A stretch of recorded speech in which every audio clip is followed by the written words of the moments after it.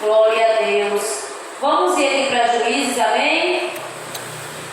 Juízes capítulo 6, versículo 14, que diz bem assim: Então o Senhor olhou para ele e disse: Vai nesta tua força e livra Israel das mãos dos midianitas. Porventura não te enviei eu? Glória a Jesus. Louvado seja o nome do Senhor. Estarei lendo também aqui Jeremias. Glória a Deus. Jeremias capítulo 1, versículo 6, que diz assim.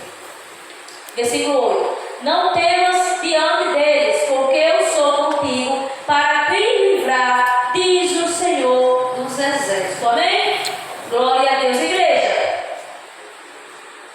A palavra do Senhor vem nos dizer que essa campanha diz: glória a Deus, louvado seja o nome do Senhor. Pela essa causa eu me ponho de joelhos. Louvado seja o nome do Senhor. E eu hoje o dia todo disse: Senhor, o que eu vou trazer para a tua igreja? Louvado seja o nome do Senhor nesta noite. E Deus disse: fala de fé, fala de perseverança, fala de atitude.